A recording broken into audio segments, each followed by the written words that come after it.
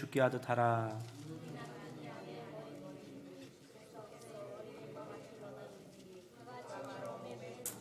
그러므로 교회가 그리스도에게 하듯 아내들도 범사에 자기 남편에게 복종할지니라.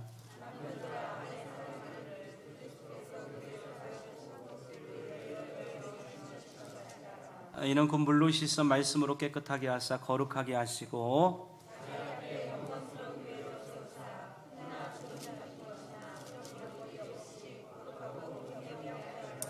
이와 같이 남편들도 자기 아내 사랑하기를 자기 자신과 같이 할지니 자기 아내를 사랑하는 자는 자기를 사랑하는 것이요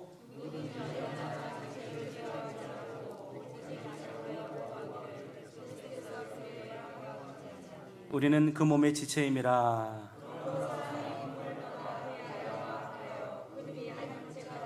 읽겠습니다. 이 비밀이 크도다. 나는 그리스도와 교회에 대하여 말하노라. 그러나 너희도 각각 자기 아내를 사랑하기를 자신과 같이 하고 아내도 자기 남편에게 존경하라. 아멘. 옆에 분하고 인사하겠습니다. 예수님의 축복을 받으십시오. 5월은 아름다운 계절입니다. 인사하겠습니다. 아멘. 오늘 저는 본문의 말씀을 중심으로 연인보다 아름다운 부부로 살아가십시오. 연인보다 아름다운 부부로 살아가십시오라는 제목으로 말씀을 중고하도록 하겠습니다. 우리가 자연계를 바라보면 때로는 자연의 섭리가 참 놀라운 것들을 보게 되고 때로는 이 동물들에게서 발생하는 것들 속에서 굉장히 아주 충격적인 사실을 보게 됩니다. 연어라고 하는 물고기가 있다고 합니다. 연어는 이 알을 산란하기 위해서 그가 이제 떠나왔던 곳으로 아주 엄청난 시련과 도전을 이기고 그곳까지 간다고 합니다. 연어 암컷이 이제 연어알을 낳았을 때 이제 이 아이들이 끼어서 작은 물고기가 되어지면 이들은 먹을 것이 없기 때문에 죽을 수밖에 없는데 이때 어미 연어가 자기의 몸을 자기 새끼들의 밥으로 준다는 것입니다. 그래서 이 새끼들이 마지막 이 연어의 살코기를 이렇게 뜯어 먹으면서 그거를 먹고 성장하게 되고 이때 연어 어미는 자기 새끼들에게 밥먹이가 되면서 결국 죽게 되는 이런 운명을 맞이하게 된다는 것입니다. 마치 자식들을 키우기 위해서 자기의 모든 것들을 다 헌신하는 이 어머니의 모습과 흡사 같다고 할 수가 있다는 것입니다. 그런가 하면 가물치라고 하는 고기가 있는데 가물치 어미가 이제 새끼를 낳았을 때 한 번에 수천 마리가 나게 되는데 새끼를 낳다가 너무나 영양을 많이 쏟고 에너지가 다 사하기 때문에 실명을 하게 된다는 것입니다.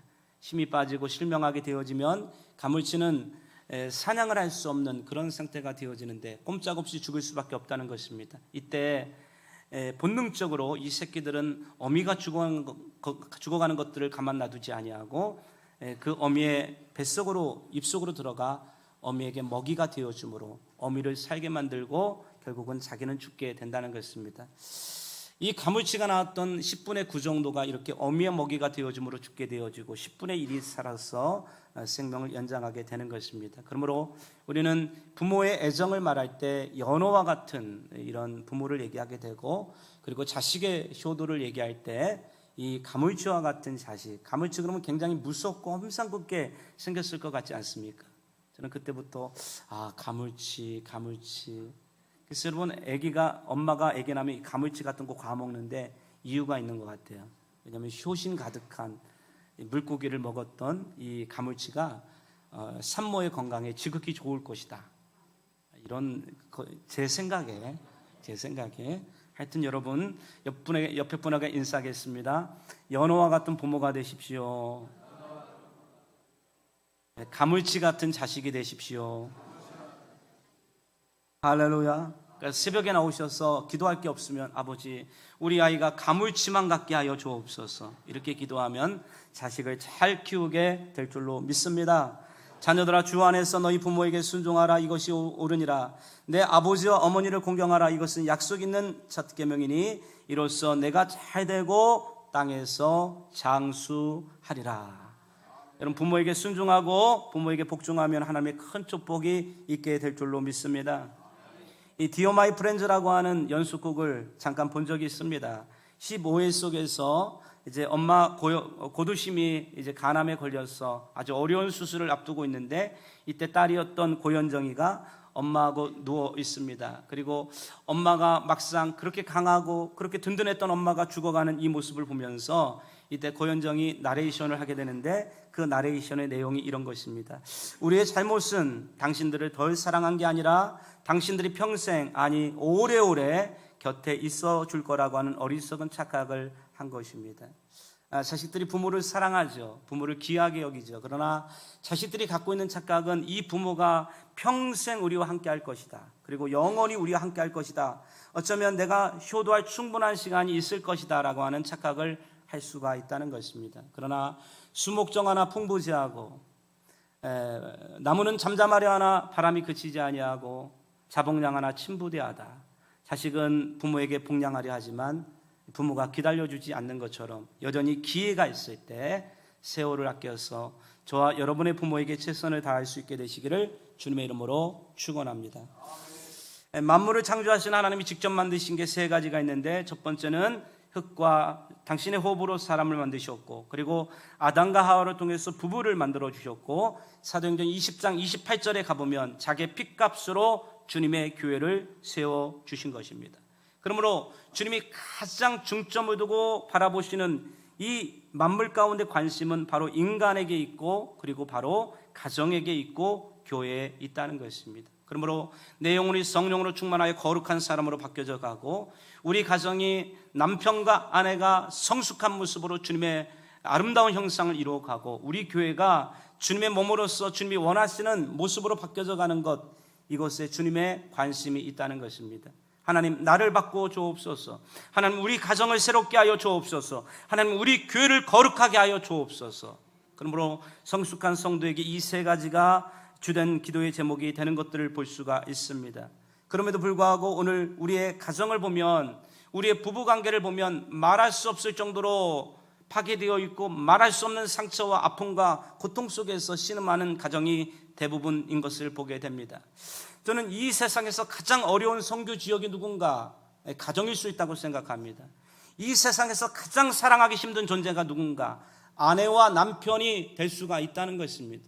그러므로 이 남편을 두 글자로 뭐라 그래요? 원수. 네 글자로 평생 원수. 뭐 이렇게 대답하는 TV 프로그램에 많은 사람이 웃으면서도 굉장히 공감하게 되었다는 것입니다. 그러므로 주님은 아내와 남편을 사랑하라, 이 얘기를 간단하게 얘기합니다. 네 원수를 사랑하라. 그러면 여러분 성경책에 그 원수의 동그라미를 치시고 자기 남편이나 아내의 이름을 적으면 되는 것입니다. 아내와 남편을 사랑하라고 성경은 말하고 있다는 것입니다. 이 부부관계를 사계절로 비유한 사람은 첫 번째 만나서 18개월 가운데는 하니문의 계절, 환희의 계절. 그런데 이 환희의 계절을 겪고 나면 그가 말했던 것들, 그의 삶의 방식, 언어의 태도, 잡아놓은 물고기에는 먹이를 주지 않는 법이라고, 이제 내 사람이 되었으면 더 잘해줘야 되는데 자기 마음대로 하고 함부로 말하고 늦게 들어오고 책임감이 없는 이 모습을 보면서 분노의 계절을 경험하게 되고, 분노가 넘어가면 마음속에 절망이 막 들기 시작합니다. 이거를 끝내, 헤어져, 내가 죽어. 이러다가 절망하다가 결국은 포기의 계절이 오는데, 애들도 있으니까 어차피 또 누구를 만나겠어, 월급이라도 갖고 오니까 포기의 계절을 경험하는 이 부부의 사계절이 있다고 말하고 있다는 것입니다. 그러나 성경은 이처럼 비극적이고 절망적인 결혼의 모습이 하나님이 우리에게 주시는 모습이 아니라고 말하고 있다는 것입니다. 그렇다면 연인보다 아름다운 부부로 살기 위한 영적인 원리, 성경에서 그 원리를 살펴볼 수 있게 되시기를 주의 이름으로 축원합니다. 창세기 2장을 다 같이 한번 펴보시겠습니다. 창세기 2장 18절 말씀부터 25절은 하나님이 인류 최초의 웨딩 플래너가 되셔서 하나님이 직접 아담과 하와를 부부로 만드시는 장면이 나오고 있습니다. 우리는 이 말씀을 통해서 결혼을 향하신 하나님의 영적인 원리를 파악할 수가 있다는 것입니다. 2장 18절을 다 같이 읽겠습니다. 시작. 여호와 하나님이 이르시되 사람이 혼자 사는 것이 좋지 아니하니 내가 그를 위하여 돕는 배필을 지으리라 하시니라. 저는 결혼의 첫 번째 성경적인 원리는 화려한 솔로보다 초라한 커플이 낫다라는 것입니다. 이게 아니군요. 화려한 솔로보다 초라한 커플이 낫다. 몇 해 전에 저는 오히려 이 반대 책을 읽은 적이 있습니다. 초라한 커플보다 화려한 솔로가 좋다. 이 얘기를 듣고 여러분, 많은 사람들이 공감해서 그래, 괜히 만나가지고 지긋지긋하게 먹고 사느니 혼자 화려하게 사는 것이 좋다. 그런데 그럼에도 불구하고 성경은 사람이 혼자 사는 것이 좋지 아니하다고 말씀하고 있습니다. 윤리적인 기준이나 도덕적인 기준이 아니라는 것입니다. 하나님은 인간 안에 본성을 주셨는데 이 본성에 고독이 있습니다. 누군가 말했던 것처럼 인간의 고독은 하나님의 자리이다. 인간에게 고독을 주시는 이유는 아무리 여행을 가고 차를 갖고 아무리 많은 것을 가져도 인간 안에 하나님이 없으면 인간의 그 근본적인 고독을 피할 길이 없다는 것입니다. 그런데 여러분, 인간이 하나님과 아무리 친밀하고 교제하고 성령으로 충만해도 인간 안에 차지 않는 한 가지의 고독이 있다는 것입니다. 그것은 남자로서 한 여자를 아내로 맞아 그 아내가 채워지는 인생의 빈 공간, 그리고 아내로서 한 남편을 맞아 그 남편이 채워지는 정서적이고 육체적이고 영적인 빈 공간이 있는 것들을 보게 되는 것입니다. 그러므로 인간 안에 고독이 흘러넘쳤을 때 우리는 우리 자신의 하나님과의 관계를 살펴보고 그리고 우리 자신의 부부관계를 살펴보아야 한다는 것입니다. 물론 성경은 특별한 이유 때문에, 선교적인 목적과 기도적인 목적 때문에 자기 자신을 독신으로 헌신하는 사람들을 보게 되는 것입니다. 그러나 이기적인 이유 때문에 결혼 생활을 유지하는 것이 복잡하다, 이런 이유 때문에 결혼을 포기하는 것은 성경의 축복을 우리가 누리지 못하는 것이 되게 되는 것입니다. 내가 그를 위하여 돕는 배필을 지으리라. 여러분, 이 돕는 배필은 하나님이 남편과 아내를 통해서 그가 내 자신의 부족함을 채움과 동시에 나도 그 자신의 부족함을 채워간다는 것입니다.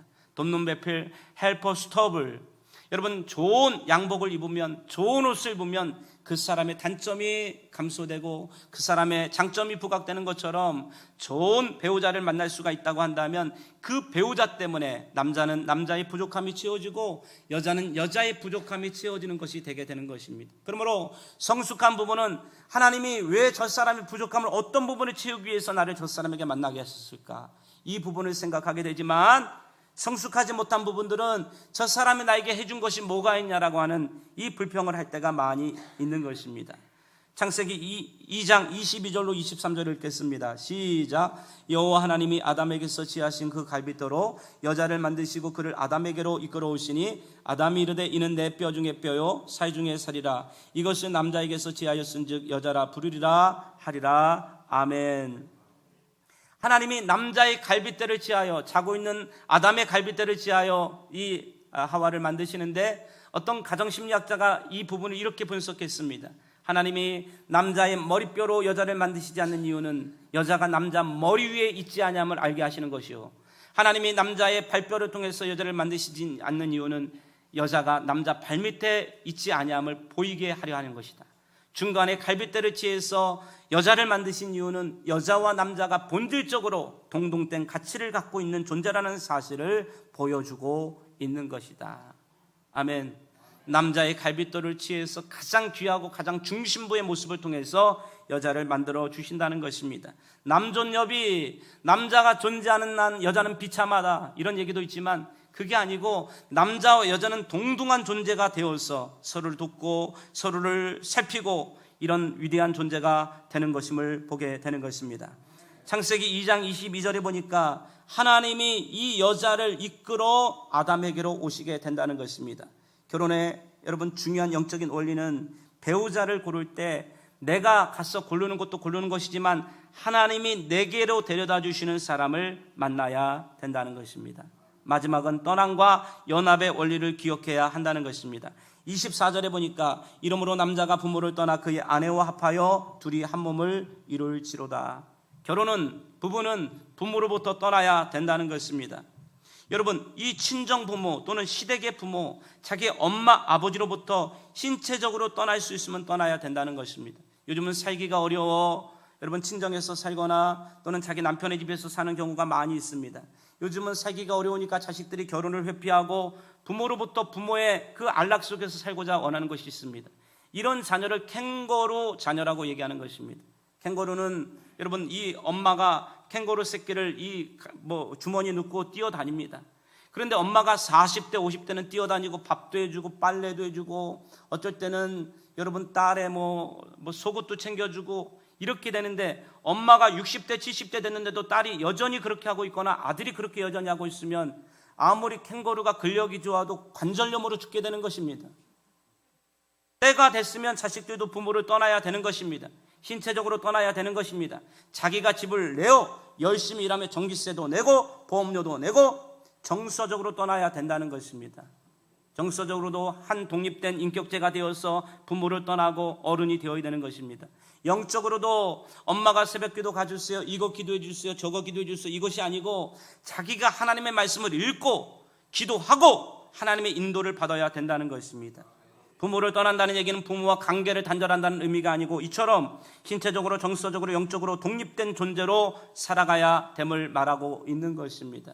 그러므로 가장 나쁜 것은 부부싸움을 할 때도 여자가 친정에 전화를 해서 엄마 이 남자가 이렇게 얘기해, 또 남편도 엄마 그 여자가 그렇게 얘기해, 쪼르륵 이것들을 여러분 연결시키기 시작하면 가정은 깨게 되는 것입니다.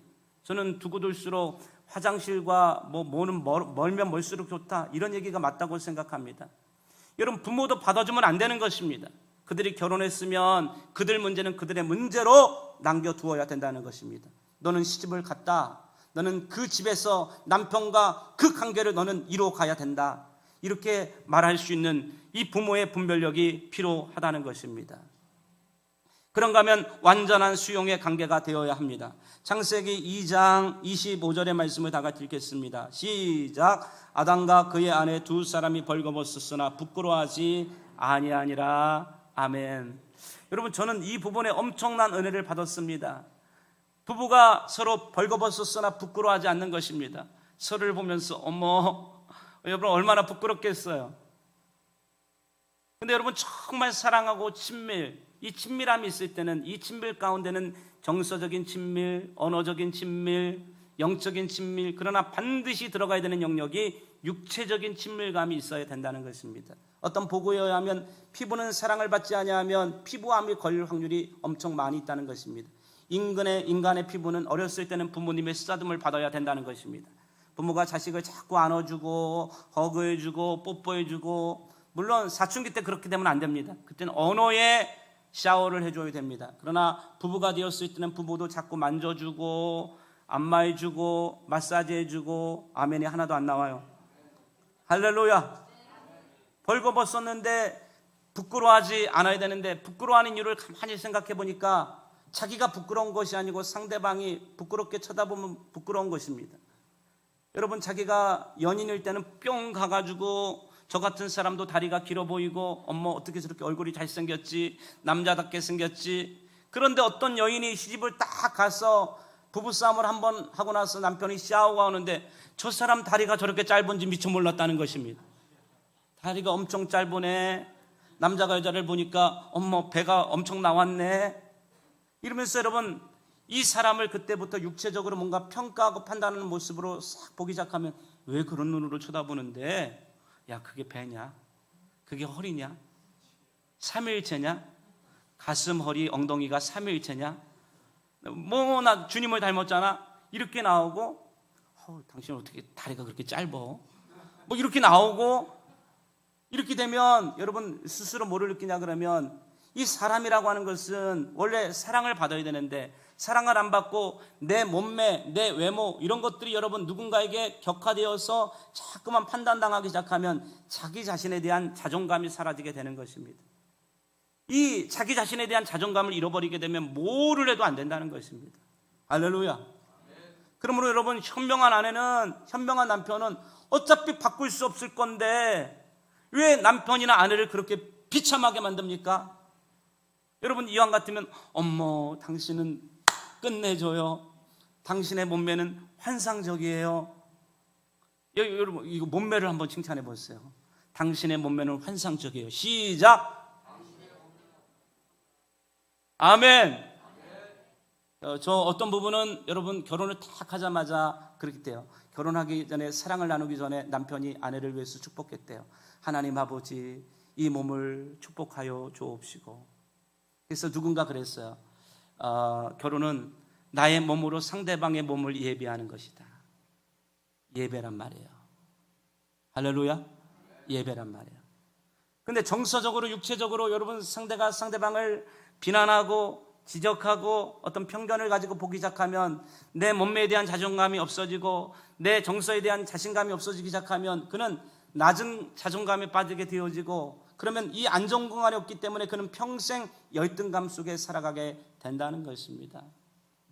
미용실을 하는 미용실 원장님에 의하면 여자들이 일주일에 한 번 오는 여자도 있고 한 달에 한 번 오는 여자도 있고 매일 오는 여자도 있는데, 여러분 돈이 엄청 많고 신분이 있어도 이 미용실 원장님이 여자를 보면 딱 알 수가 있대요. 집에서 사랑받는 여자와 그렇지 못한 여자를 알 수 있다는 거예요. 아무리 돈을 팡팡팡 써도 사랑받지 못하는 여자들은 이미 표정이 안 좋대요. 웃음기가 없대요. 근데 사랑을 받는 여자들은 그렇게 표정이 좋다는데, 할렐루야. 남자도 마찬가지야. 남자도 집에서 여자들의 지지를 받고 격려를 받고 응원을 받고, 당신은 잘할 수 있어요, 당신 끝내줘요, 당신 멋있어요, 할렐루야. 그 남자들이 꼭 물어보잖아요. 좋았어? 남자들이 꼭 물어보면 좋았어? 이때 여러분 뭐 이러면 안 되고 김새고, 할렐루야. 여보 맛있었어요, 여보 이런데 좋은데 데리고 오니까 고마워요, 격려해주고 인정해줄 때, 여러분 이곳에 벌거벗었으나 부끄러워하지 않는, 내 있는 모습 그대로 옷을 활짝 벗는다고 해도 부끄럽지 아니하고, 나의 연약한 모습 그대로 내 자신을 오픈한다고 할지라도 결코 정죄받지 아니하는, 벌거벗었으나 부끄러워하지 아니하는 이 수용과 안정 공간이 가정이 되어야 된다는 것입니다. 이게 아담과 하와를 통해서 우리에게 가르쳐 주시는 여러분 성경적인 결혼의 몇 가지 원리가 되는 것입니다. 두 번째는 주님의 뜻 안에서 배우자를 만나는 것이 제일 중요하다는 것입니다.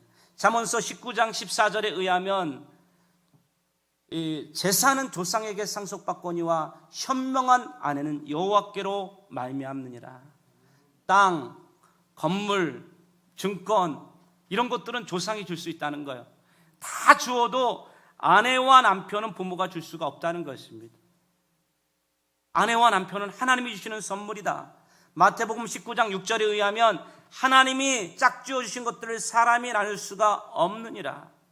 그러니까 이 짝은 하나님이 주시는 짝이 있다는 것입니다.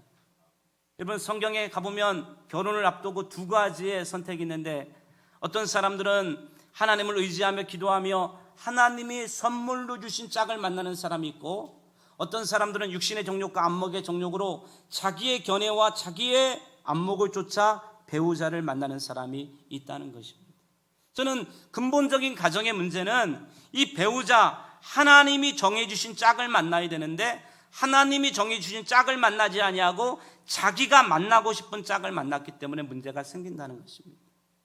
예수를 안 믿었을 때는 어쩔 수가 없죠. 그러나 예수를 믿고도 하나님이 정해주시는, 하나님이 주시는 배우자를 만나지 못한다는 것입니다.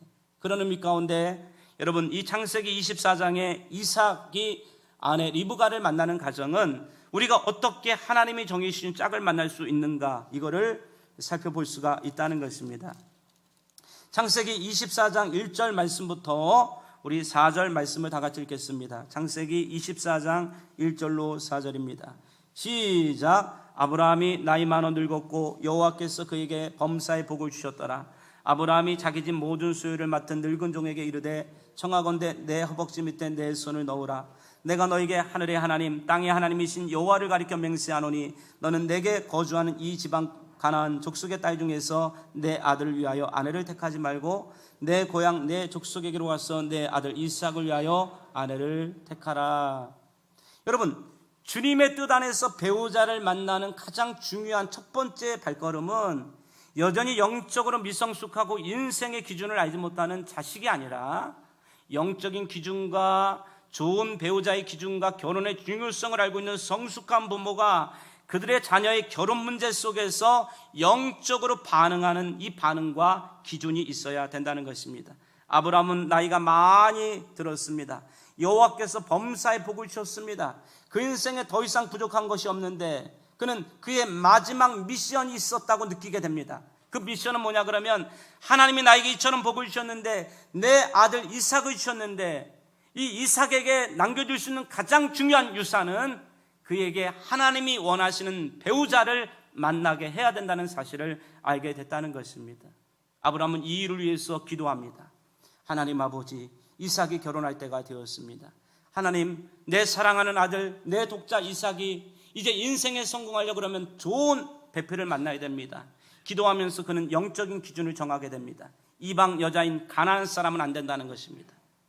아무리 조건이 좋고 아무리 여러분 예뻐도 이 가나안 여자, 믿음으로 일치되지 않는 가나안 여자는 안 된다는 것입니다. 그리고 그는 그의 고향 땅으로 여러분 이 아내를 구하기 위해서 보내는 것들을 볼 수가 있습니다. 다 같이 한번 6절 7절 말씀을 다 같이 읽겠습니다. 시작. 아브라함이 그에게 이르되 내 아들을 그리로 데리러 들어가지 아니하도록 하라. 하늘의 하나님 여호와께서 너를 내 아버지의 집과 내 고향 땅에서 떠나게 하시고 내게 말씀하시며 내게 맹세하시기를 이 땅을 내 씨에 주리라 하셨으니 그가 그 사자를 너보다 앞서 보내실지라. 내가 거기서 내 아들을 위하여 내 아내를 택할지니라. 아멘. 여러분, 아브라함의 고향으로 그의 종을 보내게 됩니다. 주인이시여, 그 여자가 따라오지 아니하고 오히려 아들을 그 땅으로 불러들이면 어떻게 하겠습니까? 이때 아브라함이 분명한 영적인 기준을 얘기합니다. 하나님이 내게 응답하셨을 때 이 약속의 땅을 떠나지 아니하고 예배의 땅, 신앙의 땅을 떠나가지 아니하고 내가 네 씨에게 복을 주는데 그 사자가 너보다 앞서 보내실지라. 여러분, 기도 가운데 그는 하나님이 이 결혼의 문제 가운데 천사를 파송하셔서 하나님이 이삭을 위해 선물하신 그 자를 만날 수 있다고 말씀하고 있다는 것입니다. 부모가 이 정도 믿음은 되어야 되는 것입니다. 할렐루야. 기도하는 중에 하나님의 천사가 나의 딸의 성급함보다, 나의 아들의 조급함보다 하나님의 천사가 먼저 가서 그의 아내와 그의 남편감들을 그 앞에 서게 만들고 그를 위해서 예비할 수 있다라고 하는 믿음을 간직하게 된 것입니다. 그는 조건을 말하지 않습니다. 그는 인간적인 기준을 말하지 않습니다. 예배의 땅을 떠나가지 아니하고 하나님이 허락하신 그 여자를 이삭의 아내로 데려오고 오라고 말씀하고 있는 것입니다. 그런가 하면 이 결혼을 위해서 여러분 정확한 영성, 인격, 외모 등에 대한 구체적인 리스트를 가지고 기도하고 후보자를 만났을 때 하나님 앞에 검증을 요구하며 기도하는 모습이 필요하다는 것입니다. 창세기 24장 12절 말씀부터 14절을 읽겠습니다. 시작. 그가 이르되 우리 주인 아브라함의 하나님 여호와여, 원하건대 오늘 나에게 순조롭게 만나게 하사 내 주인 아브라함의 은혜를 베푸시옵소서. 성중 사람의 딸들이 물 기르러 나오겠사오니 내가 우물 곁에 서 있다가 한 소녀에게 이르기를 청하건대 너는 물동이를 기울여 나로 마시게 하라 하리니 그의 대답이 마시라 내가 당신의 낙타에게도 마시게 하리라 하면 그는 주께서 주의 종 이삭을 위하여 정하신 자라. 이로 말미암아 주께서 내 주인에게 은혜 베푸심을 내가 알겠나이다. 아멘. 이 아브라함의 명령을 받았던 이 종이 여러분 배우자의 조건을 나름대로 정하고 있는 것들을 볼 수가 있습니다. 정하는데 그는 앞서 말한 것처럼 외모를 보거나 이런 것이 아니고 하나님 앞에 기도를 합니다. 하나님 아버지, 제가 수많은 아가씨들을 만나게 될 텐데 아가씨들을 만났을 때 그 아가씨들에게 한 가지 요청을 하겠습니다.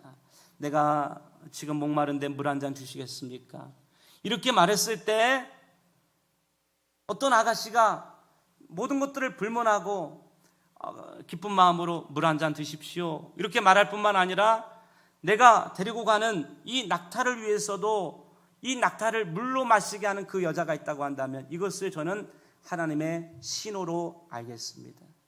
여러분, 중요한 기도에는 검증이 필요한 것입니다. 할렐루야. 기도원이 그랬던 것처럼, 왜냐 그러면 결혼은 한 번 하고 하면 물릴 수가 없고 결혼의 선택은 인간의 모든 생애를 결정하기 때문에 이 결혼을 하기 직전까지 하나님의 분명한 음성을 듣는 이 기준이 필요하다는 것입니다. 그렇기 때문에 여러분, 결혼을 앞두고 남녀가 있다고 한다면 하나님이 내게 보내주신 짝을 알아보기 위해서 분명한 리스트업이 있어야 된다는 것입니다.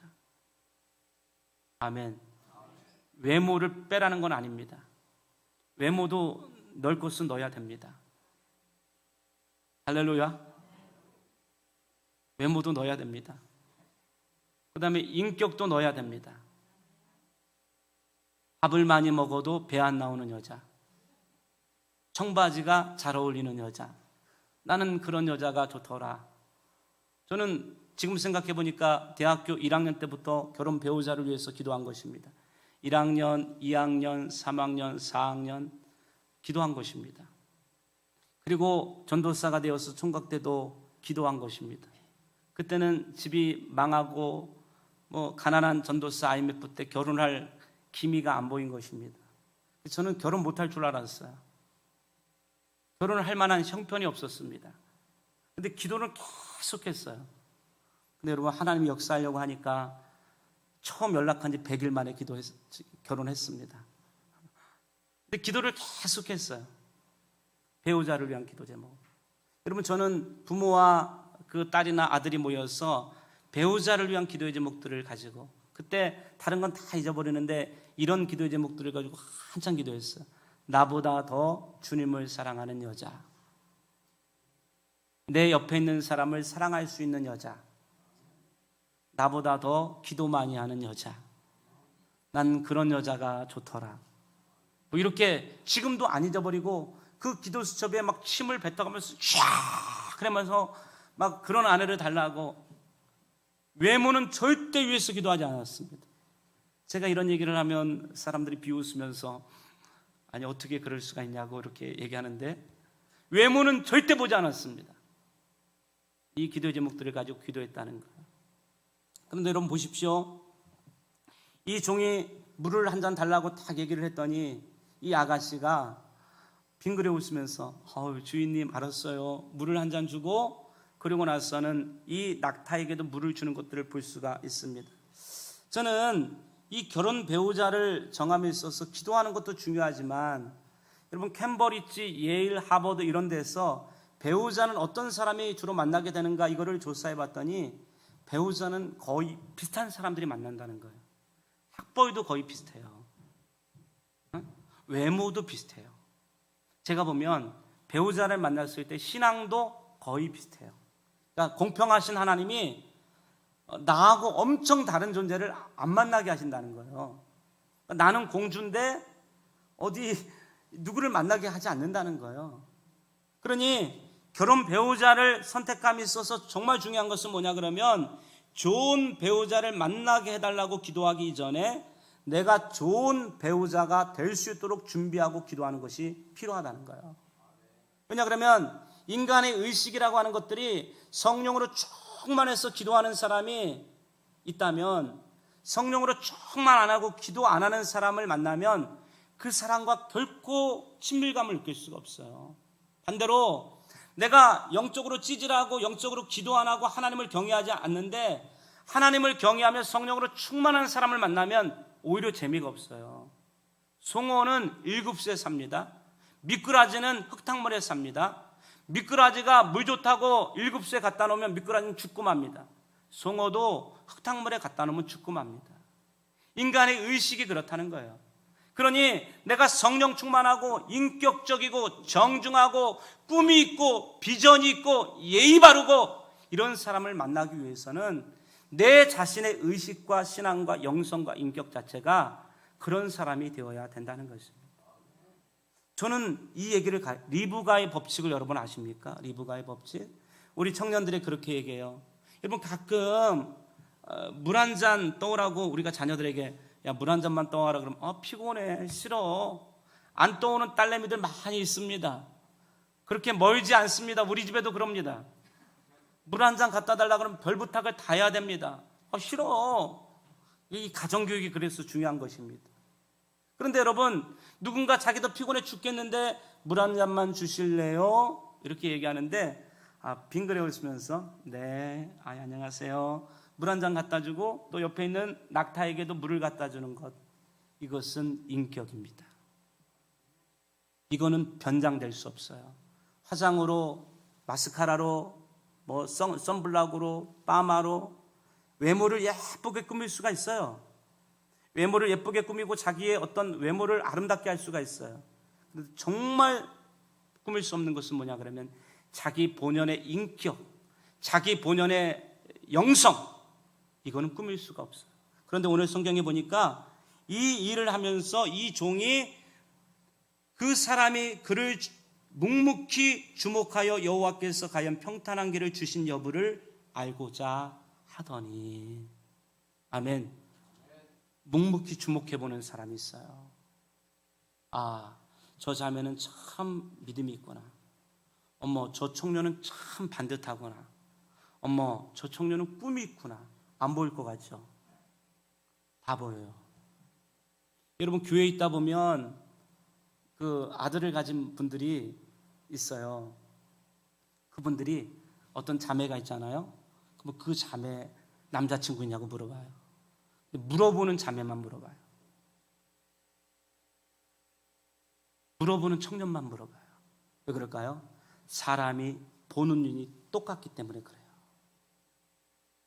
하나님도 나를 보신다. 사람도 나를 보고 있다. 할렐루야. 여러분, 우리가 이처럼 여러분 리브가처럼 준비되어진 영성과 인격과 배려와 경청의 모습이 있게 되시기를 주님의 이름으로 축원합니다. 그리고 여러분 24절 25절을 보니까 그 여자가 그에게 이르되 나는 밀가와 나홀에게서 낳은 아들 부두엘의 딸이니라. 또 이르되 우리에게 집과 사료가 족하며 유숙할 곳이 많나이다. 이렇게 말하는데 여러분 이 부모 부두엘과 라반에게 이 리브가를 보낼 거냐고 물어봤더니 보낼 거라고 대답하는 장면을 볼 수가 있습니다. 그렇기 때문에 배우자를 만났을 때 부모의 흔쾌한 동의에 무거운 의미를 둘 필요가 있다는 것입니다. 왜냐 그러면 부모는 자기를 가장 사랑하는 존재요. 부모는 이미 결혼의 오랜 시간들을 겪어가면서 좋은 배우자가 어떤 배우자를 알고 있기 때문에 그렇다는 거예요. 그렇기 때문에 현명한 자녀들은 부모의 의견을 물어봐요. 엄마 어떻게 생각하세요? 아버지 어떻게 생각하세요? 목사님 어떻게 생각하세요? 자기 마음대로 그렇게 하지 아니하고 영적인 여러분 멘토에게 이 문제를 기꺼이 의논하는데 그 중에 제일 중요한 것은 부모의 의견이 되는 것입니다.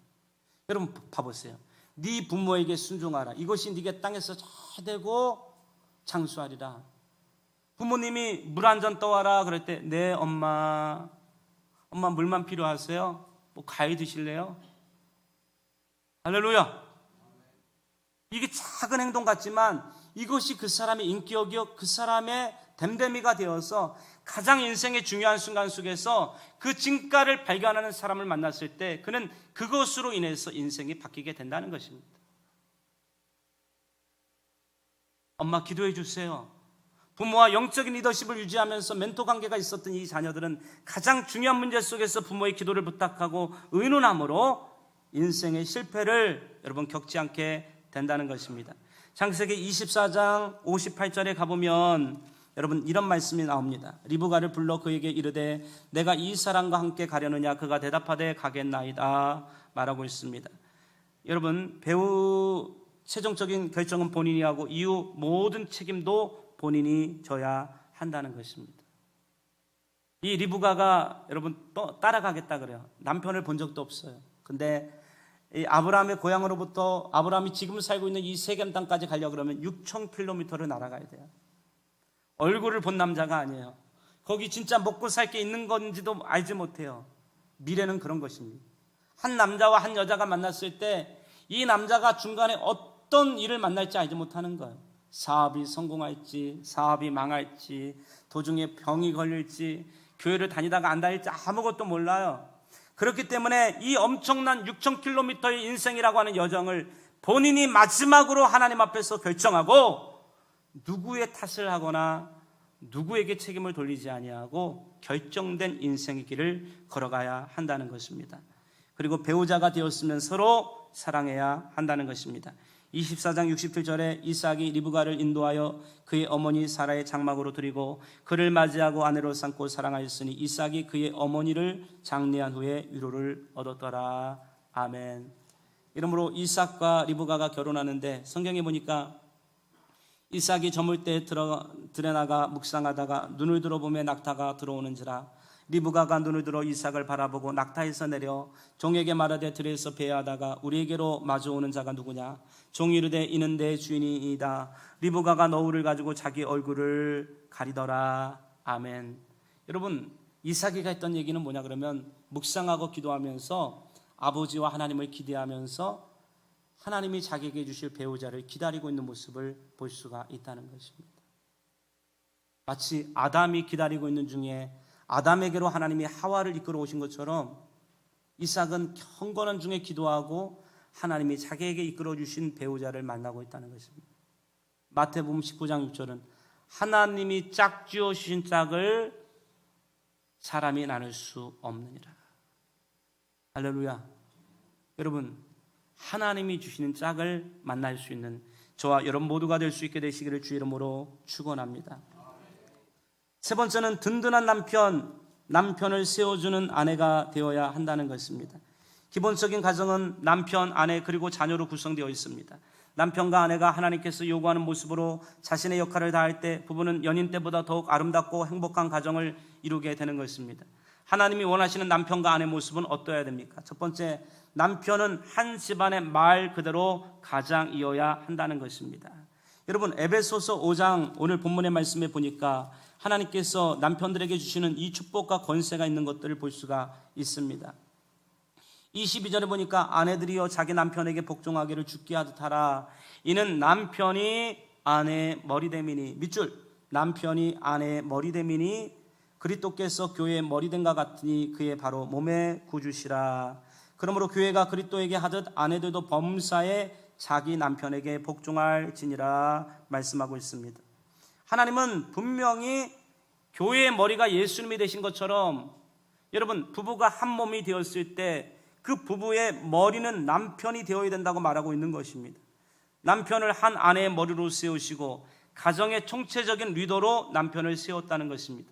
이것을 한자로는 가장 그러는데, 이 가문의 가족의 어른, 가정의 대들보, 가정의 리더, 이것은 남편이 되어야 한다는 것입니다. 가장이 든든하면 아내들은 가장의 그늘 아래서 안심하고 평안하며 가정을 돌보고 자녀를 잘 양육할 수 있는데, 보다 깊이 성경적인 의미를 살펴보면 고린도전서 11장 3절에 남자의 머리는 그리스도시요 여자의 머리는 남자니라 말하고 있습니다. 남편이 가정 모든 것의 행정적인 지도자가 된다는 것입니다. 남편에게 결정권이 있는 것입니다. 아멘. 아내가 아무리 똑똑하고 지혜롭고 아무리 경험이 많아도 결국 결정권을 남편에게 위임해야 한다는 것입니다. 두 번째는 남편은 가정의 사랑의 주도자가 된다는 것입니다. 남편들아, 아내 사랑하기를 그리스도께서 교회를 사랑하시고 그 교회를 위하여 자신을 주신과 같이 하라.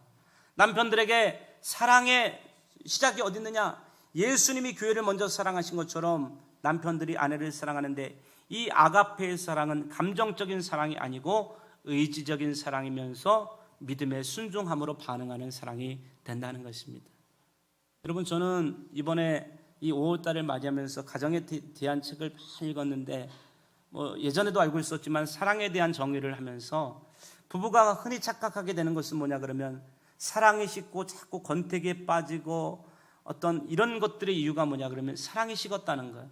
그런데 사랑은 1년 6개월이 걸리면 화학적으로 사랑의 성분이 빠지는 거예요. 감정적인 사랑, 열정적인 사랑, 이런 사랑은 1년 반 정도 허니문의 시간이 지나가게 되면 이 사랑이 별로 남아있지 않습니다. 그런데 그 다음부터는 사랑하는 것은 뭐냐 그러면 의지적인 사랑이죠. 내 아내니까, 내 남편이니까, 내가 선택한 사람이니까, 주님이 내게 주신 사람이니까. 할렐루야. 따라해볼까요? 사랑은 느껴지는 게 아니고 결심하는 거다. 사랑을 결심하셔야 돼요. 남편들도 아내를 사랑하기로 결심해야 됩니다. 남편들 한번 오른손을 들고 따라해보세요. 딱 들어보세요. 나는 내 아내를 사랑할 테야. 시작. 할렐루야. 아내를 사랑해야 돼요. 그런가 하면 남편은 가정의 영적 주도권을 소유하게 됩니다. 에베소서 5장 25절로 27절을 보니까 예수님이 교회를 물로 깨끗하게 하시고 지금도 교회를 위하여 기도하고 교회를 인도하시는 것처럼 남편으로 인해 아내와 자녀들의 믿음이 날로 성숙하고 성화되도록 남편이 영적인 리더십을 행사해야 한다는 것입니다. 여러분, 예수님이 교회의 머리가 되신 것처럼 한 몸이 이루는 남편과 아내 속에서 영적인 리더십은 누가 가져야 될까요? 남편이 가져야 된다는 거예요. 남편이 기도를 많이 해야 될까요? 아내가 많이 해야 될까요? 남편이 많이 해야 된다는 거예요. 가정 예배는 누가 인도해야 될까요? 남편이 인도해야 된다는 것입니다. 남편 때문에 아내가 믿음이 자라야 된다는 것입니다. 내 남편 만나고 저는 예배 생활에 바뀌었어요. 내 남편 만나서 저는 성령의 충만함을 받았어요. 오늘 성경에 보니까 예수님께서 자기 자신을 주심을 통해서 곧 물로 씻어 말씀으로 깨끗하게 하사, 말씀의 기준을 가지고 살아가는 남편 때문에 아내의 영적인 기준이 바뀌어야 된다는 것입니다. 자기 앞에 영광스러운 교회로 세우사 티나 주름 잡힌 것이나 이런 것들이 없이 거룩하고 흠이 없게 하려 하심이니라. 아멘. 오늘날 대부분의 가정들 가운데 문제는 뭐냐 그러면 남편들이 아내보다 믿음이 좋지 않다는 것입니다. 그렇기 때문에 남편들이 교회도 끌려가고 겨우 가지고 기도 생활 안 하고 성경도 안 읽기 때문에 영적 리더십이 바뀌었기 때문에 남자가 진실로 가정을 하나님이 원하시는 가정으로 이끌어갈 수가 없다는 것입니다. 저는 예수랑의 모든 성도들의 가정 속에서 우리 남편들이 집안에 영적인 리더가 될 수 있게 되시기를 주의 이름으로 축원합니다. 아내를 위해서 기도하고 할렐루야, 자식을 위해서 기도하는 이런 믿음의 아버지들이 될 수 있게 되시기를 주님의 이름으로 축원합니다. 남편은 가정 경제의 책임자가 됩니다. 디모데전서 5장 8절에 보니까 누구든지 자기 친족, 자기 가족들을 돌보지 않으면 믿음을 배반한 자요 불신자보다 더 악한 자니라고 말씀하고 있다는 것입니다. 남자는 가정을 지킬 책임이 있어야 된다는 것입니다.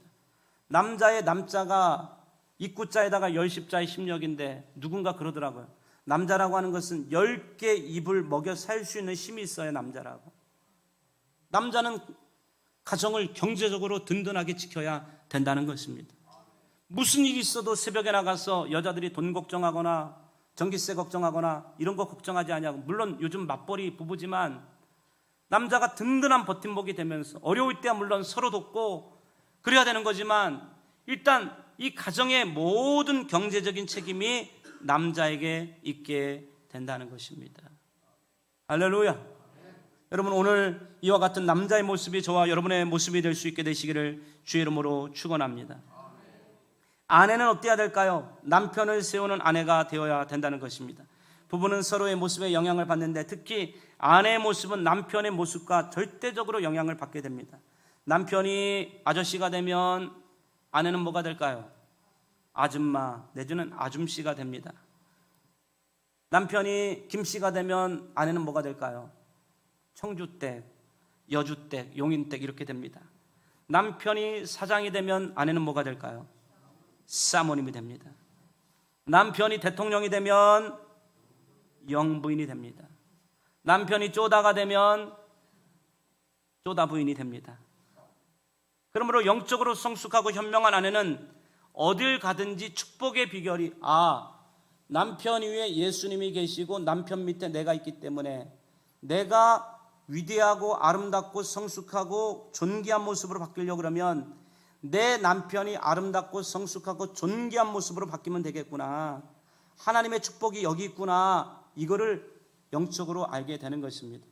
그러므로 현명한 아내는 어딜 가든지 남편을 세워가고 아멘. 평생을 자기에게 허락하신 한 남자, 곧 남자를 위대한 사람으로 만들기 위해 최선을 다하게 됩니다. 이 성경이 요구하시는 이 아내의 모습이 여러분 바로 뭐라 그래요? I will make help suitable for him 이렇게 얘기하는데 하나님께서 아담에게 그러는 거예요. 너는 너 스스로 부족하니까 누가 그랬잖아요. 아담을 하나님이 다 만드시고 났더니 남자로 만들었어요. 그거를 보니까 영 시원찮아요. 그래서 하나님이 고개를 끄덕끄덕하면서 내가 이것보다는 더 잘 만들 수 있는데 그리고 만든 게 여자래잖아요. 아멘. 여자가 볼 때 남자는 부족한 부분이 굉장히 많이 있는 것입니다. 하나님이 영적인 질서 속에서 남자를 권위자로 세웠지만 여자가 내조하지 않고는 남자는 결코 홀로 완벽해질 수 없다는 것입니다.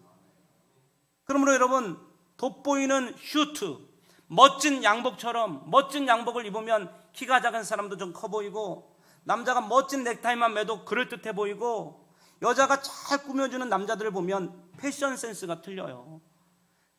와이셔츠 색깔이 틀리고 구두 광이 틀리고 머리 스타일이 틀리고 말하는 게 틀려요. 여자도 미용실에 가보면 사랑받는 남자, 사랑받는 여자와 사랑 안 받는 여자가 나눠지는 것처럼 남자도 길을 가다 보면 저 남자 집에서 잘 먹고 사는구나, 여자가 좀 대우해 주는구나, 이런 남자와 여자들에게서 냉대받는 남자를 구분할 수 있다는 것입니다. 저는 이번에 가정에 대한 책을 많이 읽었는데 거기서 뭐냐 그러면 남자를 인정해주지 아니하고 남자의 길을 살려주지 아니하고 남자를 바보 쪼다로 만들게 되면 가정에서 바보가 된 남자는 결코 사회에서 성공할 수 없다는 것입니다. 가정에서 아내에게 무시당하고 아내가 나를 사랑하지 않는 것 같고 아내조차도 나를 우습게 여기고 한마디 하면 10마디 갖다 대고 밥 한 번 달라 그래도 눈치 봐야 되고 혹시 밥 있어요? 이러고 나오고 양발을 찾으려고 헤매고 이러고 되면 남자가 어디 있어요? 여러분 자기 존재를 인식받겠어요. 이 세상에 남자를 사랑해 주는 게 누구예요? 여자는 적어도 남자에게 핑계라도 될 수 있어요. 그러나 남자는 이 세상에서 자기를 사랑해 주는 사람이 누구예요? 자기를 아껴주는 사람이 누구예요? 이 남자의 공허감과 남자의 이 빈가슴은 여러분 알 길이 없는 것입니다. 이게 없으니까 집에 들어오기 싫은 거예요. 이게 없으니까 아내와 대화하기 싫은 거예요. 남자는 이 아내가 나를 믿어주고 지지해주고 격려해주고 나를 사랑해주고 애들이 막 나를 이렇게 막 쳐다보는 이것들 때문에 에너지를 받고 열심히 일해야 되겠다. 내가 무슨 수가 있어라도 한번 내가 돈을 벌어야 되겠다. 이 마음을 먹는데 그래서 가정이 깨지면 남자는 다 깨지는 거예요. 여자는 살 길이 있는지 모르겠어요. 여자끼리 모여서. 남자는 살 길이 없어요.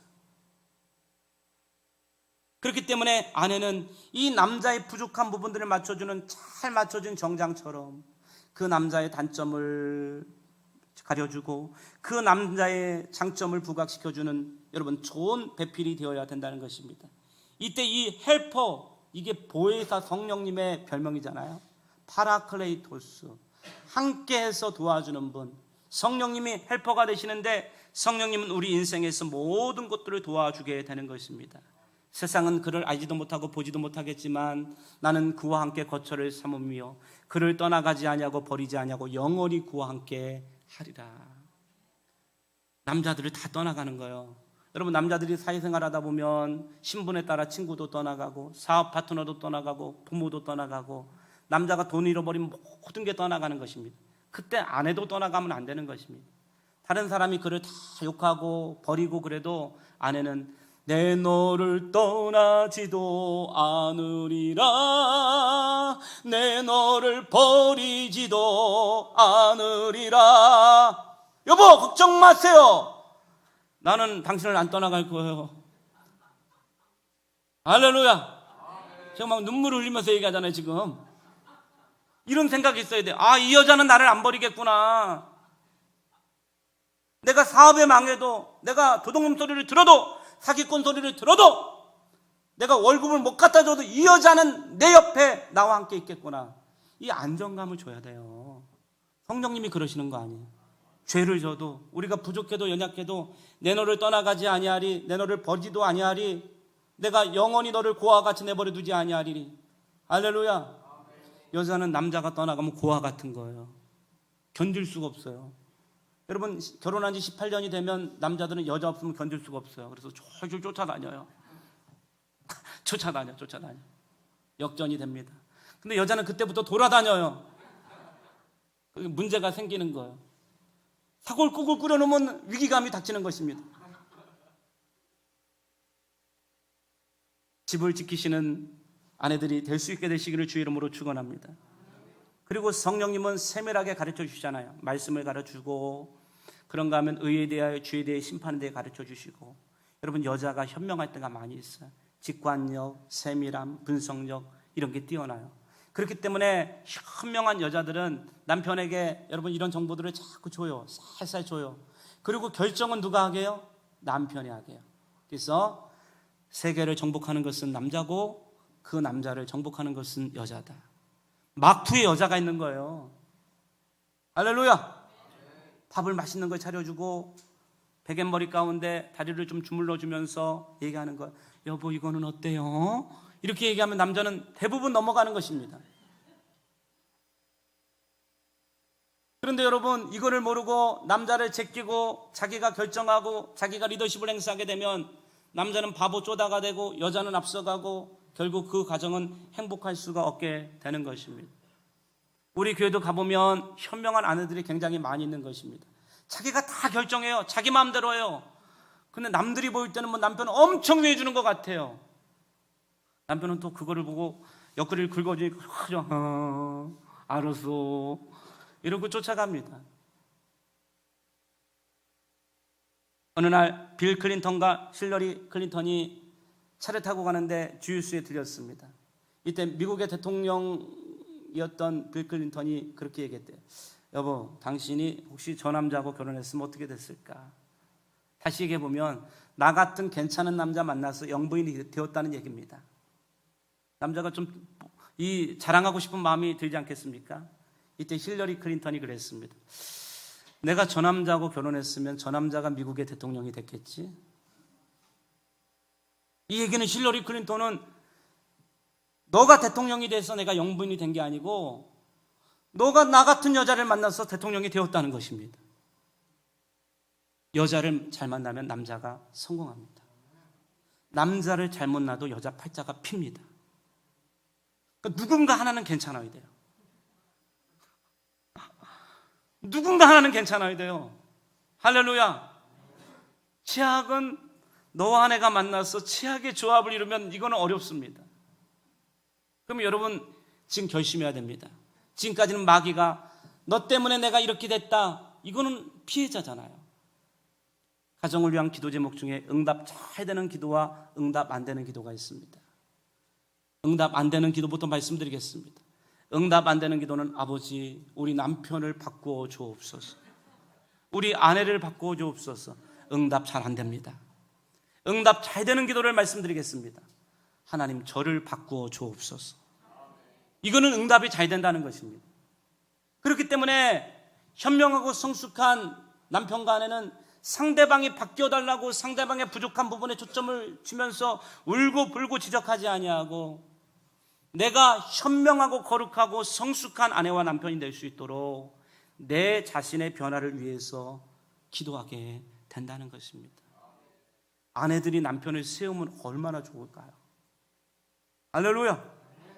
제가 아는 목사님은 목회를 잘 하시는데 그 집은 제가 늘 소개드리지만 부러워서 그러는데 우리 집은 한 번도 아직까지 해본 적이 없어요. 이 목사님이 밖에 나갔다가 들어오면 사모님이 뭐를 하고 있더라도 이 현관문으로 나온대요. 나와가지고 온 가족 자녀들이 일동 차렷 경례 그러면 큰 절을 한대요. 큰 절을 해요. 가장님 오셨냐고. 가장님 오셨냐고. 그럼 이 목사님이 처음에는 너무 그게 불편했대요. 근데 자꾸 그러니까 부인이 그렇게